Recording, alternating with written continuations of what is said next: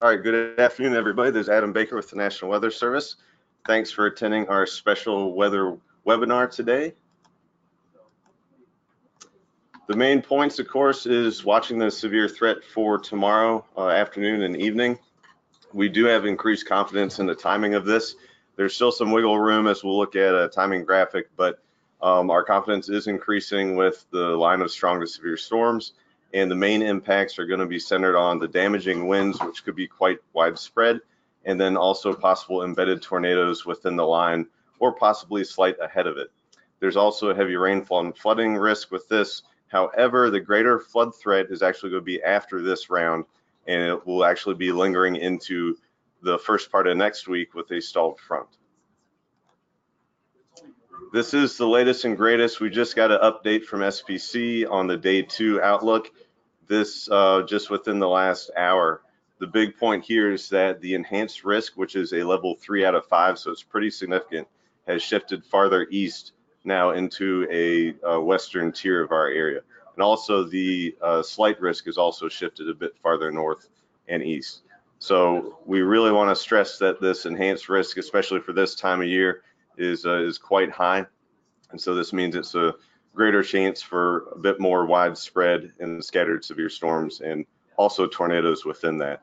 We still have some uncertainty in the intensity of the squall line as it progresses eastward. So again, by maybe tonight or tomorrow, this can't rule out farther eastward expanse of both these risks. Now, what's also involved with their updates is what we call a hatched area for significant severe, and that's outlined in the blue, which actually coincides with the enhanced risk here. Now, this 30% chance of risk for day 2 is actually quite high for any time of year, really, and it generally equates to severe storms being likely, okay? And when we go into what we call significant severe for the hatched area, that basically means the criteria of wind gusts of greater than 70 miles per hour, so not just severe, which would be 60, and then also the potential for some long track or strong tornadoes with this. Now, what's driving part of this eastward increased threat is a combination of two things. Of course, we're gonna, the one thing that we're more confident about is having the greater shear, so the stronger winds throughout the column of the atmosphere. That usually is where we start to look at different types of shear, if it's going to be focused on damaging winds or tornadoes.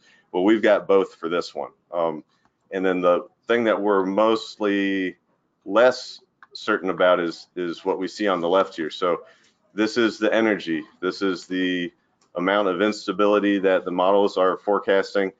There could be a slug of energy that goes a bit farther north and east, and so that's kind of why we've seen the threat go a little bit farther eastward than before. The greatest overlap between this energy and the shear is where you're going to have that increased tornado potential. But regardless, we have a strong damaging wind potential because only about 2,000 feet off the surface is where we're seeing that 70 mile per hour that is actually anything could transfer down with the stronger storm with this setup here. All right, so here from what's changed from yesterday with our threat levels and confidence, our confidence has increased up a tier because now we're starting to see the high resolution models pick up on where this line's at and the timing of it. So the actual levels of the threats haven't changed much, but our confidence has. And the rainfall flooding one we added here, that this really starts to increase more so after this initial wave of storms going into next week. So this threat matrix here is primarily just for the severe weather Saturday and Saturday night. Okay, so here's a timing graphic that we put together because I just mentioned about how we're starting to see better agreement with some of the short-term higher resolution models. One of them is shown on the right, and the first frame starts at 3 p.m. So you can see that shortly after that, it starts to get into our far northwest and then progresses farther south and east. We expect it to be weakening by the time it gets into other portions of central Georgia for the overnight. So the last frame is actually at 2 a.m. Sunday morning. So if we break this up into some of the uncertainty with the wiggle room and the models, 3 to 7 p.m. is a good bet for anywhere west of the metro area. for Atlanta. And then as we get into Columbus, Atlanta, over to Athens, and even on the fringe of Macon, 6 to 10 p.m. is our best bet for timing of the storms. And then it should be weakening by the time it gets into East Central Georgia. We're thinking that's going to be after 10 p.m. into the early morning hours. Regardless of the storms, the max wind gusts throughout the day, Saturday afternoon and to the evening part of the overnight. Here's our max forecast wind gusts. So a lot of the areas in the 30, 35 to 40 mile per hour zone. And then we also have always possibly higher in the mountains. So we could be issuing a wind advisory with the updated forecast package here. We're still coordinating on that. So look for that in the updates. It's regardless, the point here is that we could have some downed trees and limbs, even outside of any thunderstorms that you see. So can't rule out some power issues also. So we'll break up the rainfall here. Here's what we think in the first wave of the actual, the main storm system. This is amounts ending early Sunday morning, expecting widespread 1/2 inch to 1.5 inches, could see upwards of 3 inches in the mountains.